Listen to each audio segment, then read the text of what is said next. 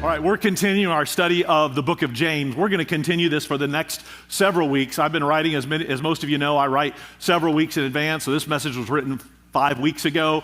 I'm in late chapter 3 writing right now. The series is ending up being a little longer than I anticipated. It's probably going to be 12, 13 weeks because we're just covering 9 verses a week. But today we're going to cover about 10 verses from James chapter 1, verses 9 through 18. I'm going to read it all the way through, which is not what we normally do. But I'm going to read it all the way through because then I'm just going to jump back and forth to statements that James makes as I'm preaching the message. So it says this in verse 9, believers in humble circumstances ought to take pride in their high position, but the rich should take pride in their humiliation, since they will pass away like a wildflower.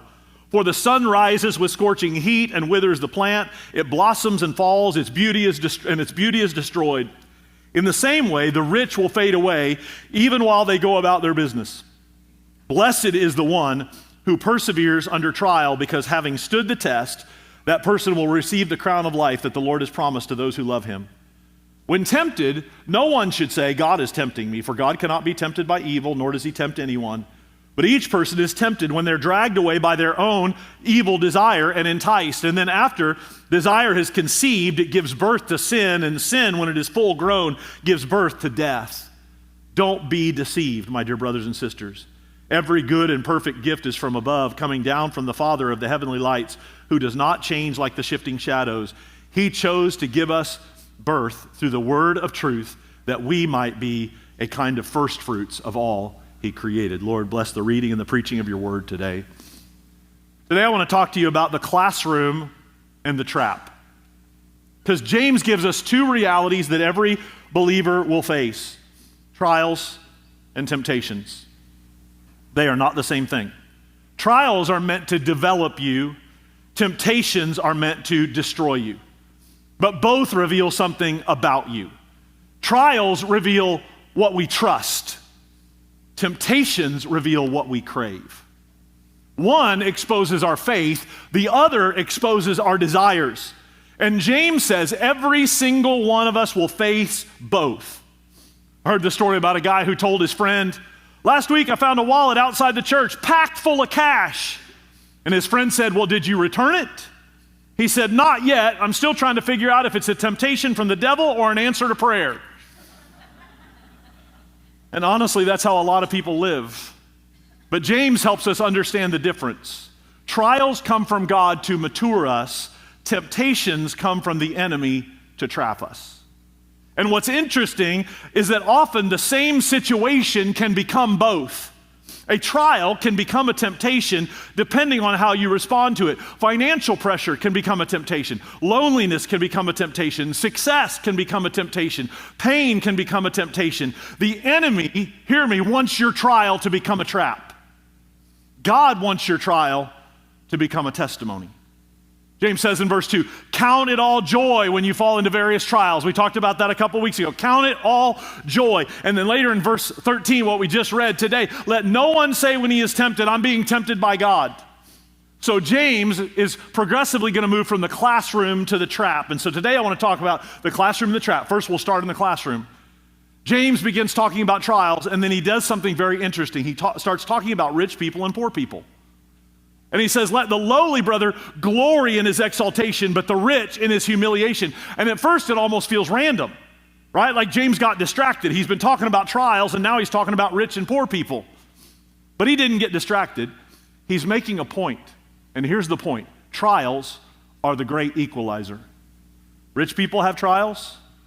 Poor people have trials. First world people have trials. Third world people have trials. The details may differ, but the suffering is universal. And honestly, we live in a wealthy nation, so sometimes our problems can sound pretty small compared to the rest of the world. Our Wi-Fi goes out. Our Starbucks order's wrong. We lose our AirPods. Our phone battery's dying.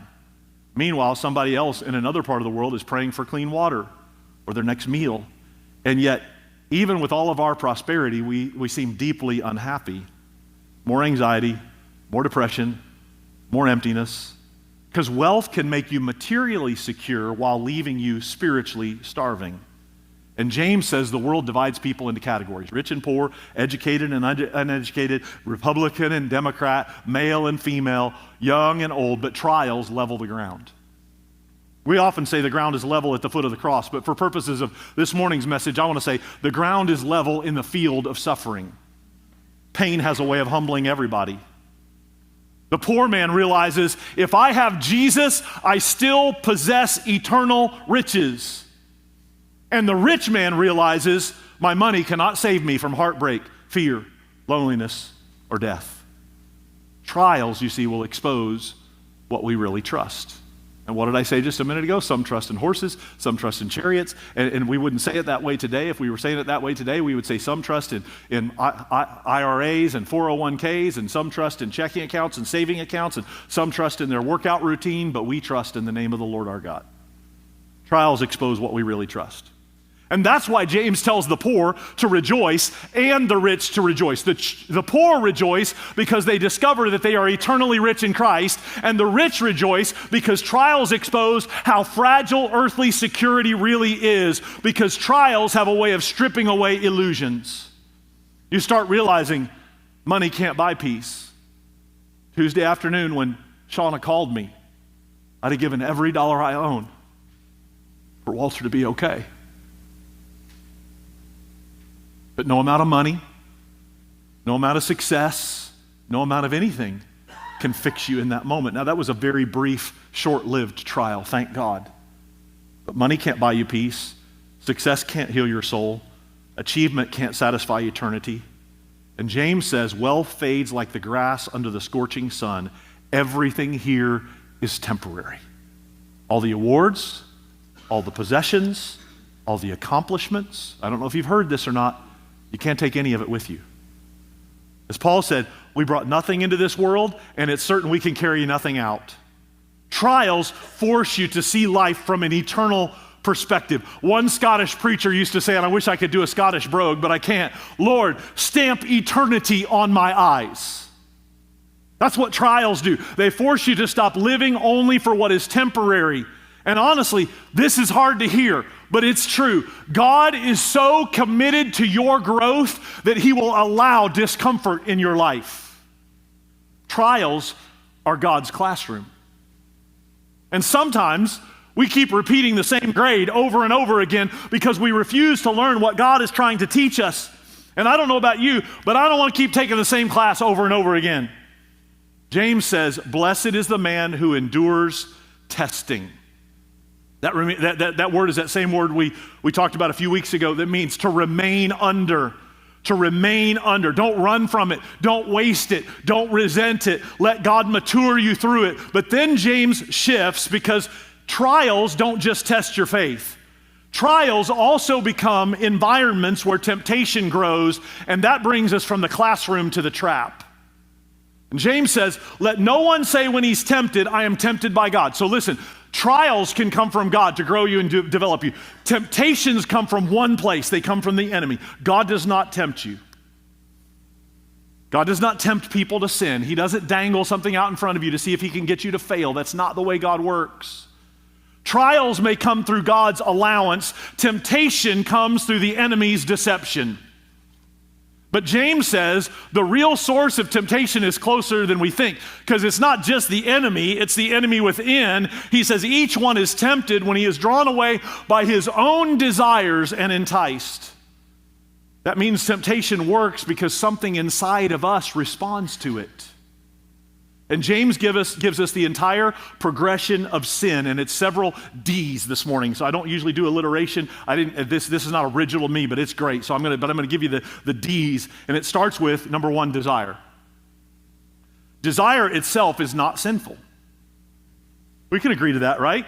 You desire love, you desire acceptance, you desire peace, you desire joy, you desire significance. Those are God-given desires. But hear me, God-given desires must become God-governed desires. Because if they're not governed by God, we will seek to satisfy them in destructive ways. The desire for significance becomes pride. The desire for happiness becomes selfishness. And Satan takes legitimate desires and twists them and offers illegitimate fulfillment. He says things like, you don't have to wait on God. You don't have to trust God. You can do this yourself. You can have it now. Charles Spurgeon, the great preacher, said this: at every fork in the road, the devil is dangling a carrot down the wrong path. So that's number one, desire. Number two is deception.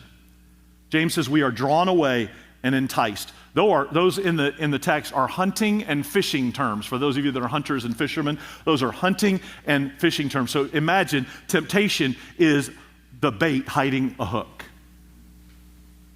The enemy studies human nature. He knows exactly where to place the bait. David looked out and saw Bathsheba. The bait looked beautiful. What he could not see was the hook that was hidden in the bait. He could not see the destruction, the grief, the brokenness, the consequences. That always comes later. Temptation never advertises the hook. Then comes number three, the decision.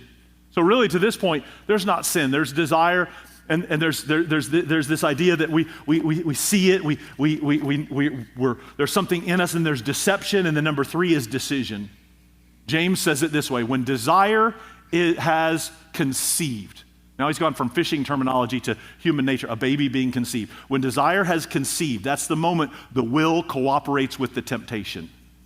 David's first glance was accidental, but then the glance became a gaze, and the gaze became a stare, and the stare became an invitation. And that's how sin works. Nobody wakes up and says, I want an addiction today. Nobody wakes up and says, I want to become an alcoholic today. Sin is usually not an explosion, it's a progression. So decision. Number four, delivery. James says, desire gives birth to sin. Now the choice becomes action. And then development. He says when the sin is fully grown, sin never stays small. A little bitterness grows, a little compromise grows, a little gossip grows. There is no such thing as a harmless sin. What starts small eventually grows large enough to control you. We were at Adam and Rachel's house the other night, and they've now got 3 kids. Ellie is 5, Theodore is 2, and Walter is about 4 days old. And Walter's just so sweet. You can just hold him. And if he just fusses a little bit, you just stick a passy in his mouth and he quiets down. He's in that stage where they just sleep, 18 hours a day, and it's just so awesome. And Theodore never stops. I mean, never stops. Like, can't get him to sit still. And I looked at Rachel and I said, this is going to turn into that in 2 years. And that's what sin does. It starts small, but it doesn't stay small. And eventually it grows large enough to control you. And finally, number 6, death. James says, sin, when it is full grown, brings forth death. You see, sin always kills something. It may not be physically, but relationally, emotionally, spiritually, it kills peace, it kills joy, it kills intimacy with God, it kills trust, it kills purity. The wages of sin is always some form of death. And the tragedy is this: the bait always looked so harmless in the beginning.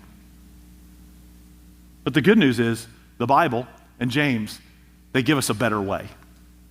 James doesn't leave us hopeless. If it ended there, if this sermon ended there, man, it would be so depressing. We're going to have trials, and then we're all going to be tempted in sin and die, right? That would be like the world's worst sermon.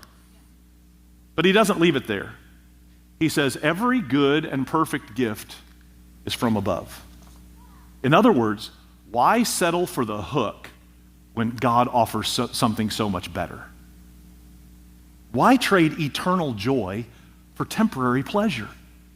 Why settle for counterfeit satisfaction when the Father wants to give you what is real? The best way to say no to temptation is to say yes to something better. That's why Paul said, and we've been talking about this with the fruits of the Spirit, it's a perfectly natural outflow. That's why Paul said, walk in the Spirit and you will not fulfill the lusts of the flesh. Remember what we said in the 9 series? He doesn't say try harder. He doesn't say white knuckle it. He doesn't say punish yourself like the old monks used to do when they would sin, or they would literally cut their eye out if their eye caused them to sin, or what. No, he says fill your life with something greater. James said God is the Father of lights with no variation of shadow or turning. So it's not like the sun moves from one side to the other and the shadows change and all that. He is all light. All things are exposed in him. Everything else changes. Everything else fades. Everything else disappoints. But God remains good, unchanging, faithful, holy, steady. Joseph understood this. When Potiphar's wife tempted him, Joseph didn't stay around and negotiate. He ran. And sometimes spiritual maturity looks very simple. Close the computer, close the door, turn the car around, and run. Flee temptation. Whatever your temptation is. If it's the bar, I've said it before, go a different way home. If it's some guy or girl at work and you see them in the hallway, just run and go, I love my wife. I promise you they won't flirt with you anymore. Sometimes spiritual maturity looks so simple. Just run. Flee temptation. Don't flirt with it. Don't study it. Don't negotiate with it. Run from the trap and run toward the Father. Because God's gifts, hear me, this is so good. God's gifts are always better than Satan's bait. If you're here this morning and you're addicted to pornography, you are doing the equivalent of driving an airplane simulator at Dave & Buster's when God offers you the opportunity to drive whatever the latest plane is. I don't know, an F1 whatever. Why would you ever settle for Satan's bait when God's gifts are always better? And some of you are in a trial right now. Some of you are facing temptation right now. Some of you are in both. But hear me very clearly, I love you. Neither one has to destroy you. One can mature you, the other can expose what still needs surrendered in your life. The enemy wants your trial to become a trap. I said it earlier. God wants your trial to become a testimony. So don't waste the classroom. Don't take the bait. Don't settle for the hook when God is offering something far better. Because the same God who allows the testing, the Bible tells us, provides an escape. And if you will stay close to him, he will mature you. He will strengthen you. And I promise you, he will carry you all the way through. We're early on purpose this morning because I wanted some extra time at the end of this service for us to pray. So I'd like every head bowed and every eye closed. Pastors and prayer team members, I want you to go ahead and come forward while everybody's heads are bowed and eyes are closed. Pastors and prayer team members, go ahead and come forward. With heads bowed and eyes closed, how many of you would say this morning, Pastor David, I'm in either a trial or a temptation right now? Slip your hand up and right back down. I'm in either a trial or a temptation right now. Hands going up all across this place.